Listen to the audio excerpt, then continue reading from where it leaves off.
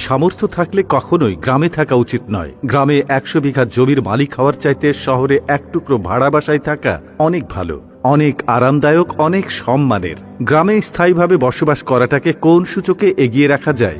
আসলে এখানে বেশিরভাগ মানুষ এতটাই টক্সিক যে তারা নিজেদের ব্যক্তিগত জীবনের চাইতে আপনার জীবন নিয়ে বেশি চিন্তিত।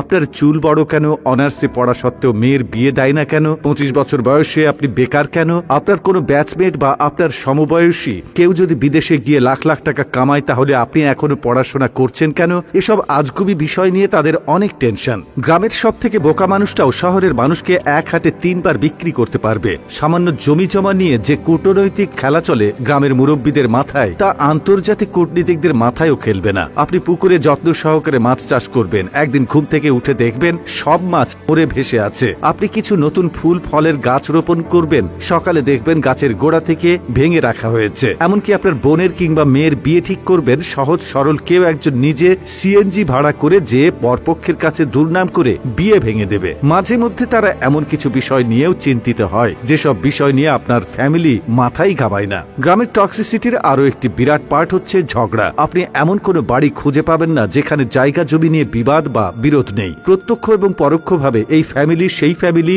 একজন আরেকজনের সাথে ঝগড়ায় লেগেই থাকে। ১ ইঞ্চি জায়গা জমি নিয়ে মামলা মোকদ্দমা, অশ্লীল ভাষায় গালি, মাথা ফাটি চলতেই থাকে হর হামেশাই। এইজন ওইজনের নামে গোপনে প্যাঁচ লাগিয়ে ঝগড়া বাঁধিয়ে দেওয়া, কাউকে পছন্দ না হলে তাকে নিয়ে গ্রামের জনে জনে কুৎসা রটনা করা, এমনকি বিবাহের প্রস্তাব আসলেও গোপনে প্যাঁচ লাগিয়ে দেওয়া যেন গ্রামের মানুষের নিত্যদিনের কাজ। গ্রামের বেশিরভাগ মানুষ এতটা অজ্ঞ যে তারা সফটওয়্যার ইঞ্জিনিয়ার বোঝে না, ইলেকট্রিক্যাল ইঞ্জিনিয়ার বোঝে না, এমনকি এমবিবিএস ডাক্তার মানেও তারা বোঝে না। তাদের কাছে সরকারি চাকরি মানেই পুলিশ হোক সে কনস্টেবল, আর্মি হোক সে সৈনিক, পিয়ন কিংবা প্রাইমারি স্কুলের শিক্ষক, এগুলোই তাদের কাছে সরকারি চাকরির মানদণ্ড। একজন নার্সকে তারা যেমন ভাবে ডাক্তার ভাবে, তেমনি ভাবেই একজন সরকারি মেডিকেল এমবিবিএস বা অন্যান্য ডাক্তারি ডিগ্রিধারীদেরকেও তারা একই রকম মনে করে। তাদের কাছে আপনি সরকারের কততম গ্রেডের চাকরি করেন তার চাইতে বেশি ইম্পর্ট্যান্ট আপনি প্রাইভেট জব করেন নাকি গভর্নমেন্ট। আপনি প্রাইমারি স্কুলের পিয়ন হলেও হয়তোবা তারা মেয়ে বিয়ে দিতে চাইবে, কিন্তু যদি শোনে আপনি প্রাইভেট কোম্পানির চাকরি করেন,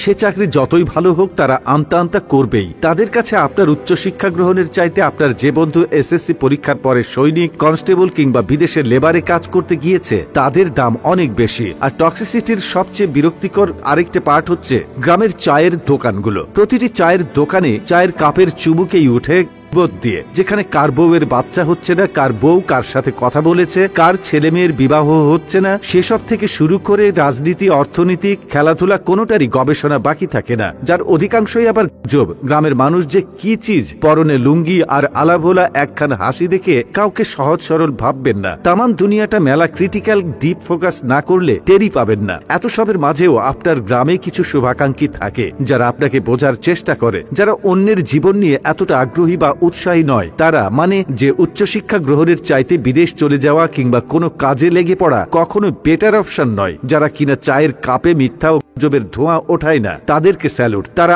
আজীবন সম্মান প্রাপ্য। কথাগুলো বলার উদ্দেশ্য কাউকে তিক্ততার মধ্যে ফেলা বা কাউকে কষ্ট দেওয়া নয়। সবাই ভালো থাকবেন, ধন্যবাদ।